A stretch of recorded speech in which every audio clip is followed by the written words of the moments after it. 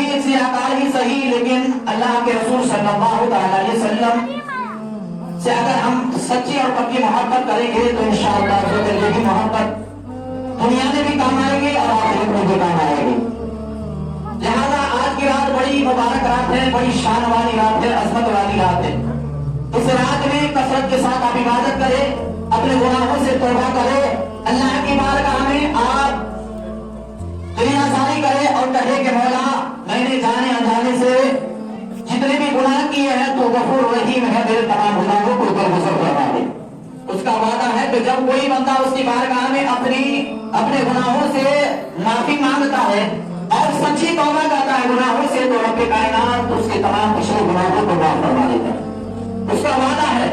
और अल्लाह रब्बुल इज्जत कुरान अज़ीम में इरशाद फरमाता है, या अय्युहल इंसानु मा गर्रका बिरब्बिकल करीम।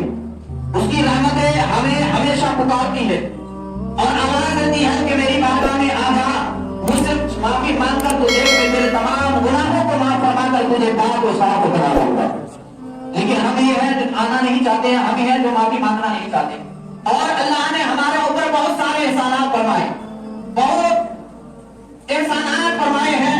और सबसे बड़ा एहसान अल्लाह ने हमें हमारे ऊपर ये किया कि उसने अपने महबूब की उम्मत में पैदा फरमाया कि मोहम्मद से वफा तूने तो हम तेरे हैं, ये जहां चीज है जहां लहू कलम तेरे। तो हमें अल्लाह ने अपने महबूब की उम्मत में पैदा फरमाकर हर तरह की नियामतों से नवाजा और ऐसी ऐसी रातें हमें अता फरमाई, ऐसा ऐसा महीना हमें अता किया कि अगर हम उन महीनों में या उन रातों में उसकी बारगाह में सजदारेज होते हैं तो अल्लाह रब्बुल इज्जत हमारी दुआओं को कबूल फरमाता है, सबों को भी कबूल फरमा लेता है। क्योंकि उसका वादा है कि जो मेरी बारगाह में ऐसी रातों में आकर झुकता है और झुकने के बाद अपने आंखों से आंसू बहाकर मेरी बारगाह में दुआ मांगता है, वो उसकी दुआओं को रद्द नहीं कर पाता। और ये वो रात है, ये वो मुबारक रात है कि आज के मुताबिक अल्लाह के रसूल सल्लल्लाहु अलैहि वसल्लम ने इरशाद फरमाया कि जब शाबानुल मुअज़्ज़म की 15वीं शब आती है, यानी 15वीं तारीख आती है, तो अल्लाह रब्बुल इज्जत अल्लाह शानहू अपनी शान के मुताबिक आसमाने दुनिया पर तजल्लुत फरमाता है। सुभान अल्लाह। अल्लाह रब्बुल इज्जत उस रात में आसमाने दुनिया पर तजल्ली फरमाता है। और कब तजल्ली फरमाता है? गुरूब आफताब से लेकर तुलूए फजर तक, यानी जैसे ही मगरिब का वक्त होता है अल्लाह रब्बुल इज्जत अपनी शान के मुताबिक आसमाने दुनिया पर तजल्ली फरमाता है और फिर गुरूब आफताब तक उसकी तरफ से ऐलान होता रहता है कि है कोई मुझसे बख्शिश चाहने वाला जिसकी मैं बख्शिश फरमा दूं, है कोई मुझसे बीमारी से शिफा मांगने वाला जिसे मैं शिफा अता कर दूं, है कोई अपने गुनाहों से माफी मांगने वाला जिसके मैं तमाम गुनाहों को दरगुजर फरमा दूं।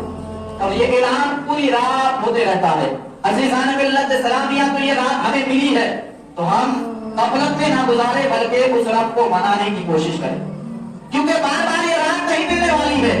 ना जाने कितने लोग पिछले शाबानुल मुअज़्ज़म में इस शब बारात की रात में मौजूद थे लेकिन आज की रात में मौजूद नहीं। पिछले शब बारात में थे लेकिन आज इस मुक़द्दस रात में शब बारात में वो लोग नहीं है। इसी तरह अगले साल जब शब बारात की रात आएगी तो किसी को कोई मालूम नहीं है कि कौन दुनिया में रहेगा और उस शब बारात की रात उसे मयस्सर होगी, किसी को खबर नहीं। तो जब आपको मयस्सर हुई है, आपको यह रात मिली है, तो गफलत में ना गुजारे बल्कि अपनी परेशानी को रब तबारक व तआला की बारगाह में झुकाकर तो खुद अपनी आंखों से आंसू बहा ले, फिर उसकी रहमत देखे। अल्लाह रब्बुल इज्जत अल्लाह शानहू जो शख्स उसकी बारगाह में अपनी आंखों से आंसू बहाता है, रब्बे कायनात जल्ल शानहू उसके तमाम गुनाहों को माफ फरमा देता है।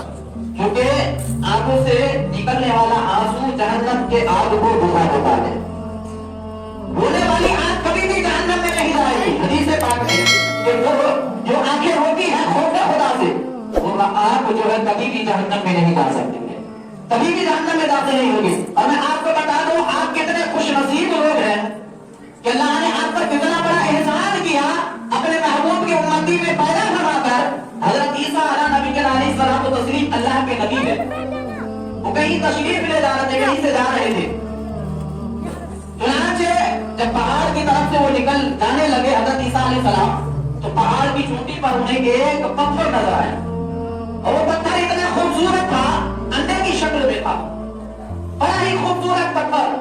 हजरत ईसा अलैहिस्सलाम को ताज्जुब हुआ कि इस पहाड़ की चोटी में ये इतना खूबसूरत पत्थर आखिर माजरा क्या है, बात क्या है।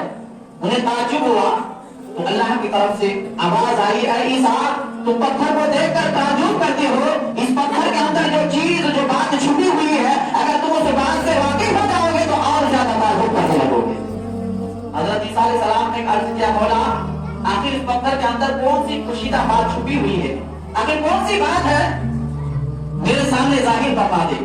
چنانچہ رب تبارک و تعالیٰ کا حکم ہوا کہ وہ پتھر دو ٹکڑوں میں تقسیم ہو گیا۔ کیا دیکھتے ہیں حضرت عیسیٰ علیہ السلام کے اس پتھر کے اندر ایک انسان، ایک اللہ کا بندہ عبادت الہی میں مصروف ہے۔ سبحان اللہ، پتھر کے اندر یہ اللہ کی قدرت ہے، اللہ جسے زندگی بخشے، اور اللہ کی قدرت یہ ہے کہ وہ چاہے تو سمندر کے اندر بھی انسان کو زندہ رکھ سکتا ہے، یہ اس کی قدرت ہے۔ پتھر کے اندر وہ انسان اللہ کی عبادت کر رہا ہے۔ حضرت عیسیٰ علیہ السلام دیکھ کر اور زیادہ تعجب کرنے لگے کہ ایک تو پتھر کے اندر عبادت کرنا، کچھ شخص عبادت میں مصروف ہے، عبادت الہی میں مصروف ہے، حضرت عیسیٰ علیہ السلام دیکھ رہے ہیں۔ چنانچہ جب وہ انسان نماز سے فارغ ہوا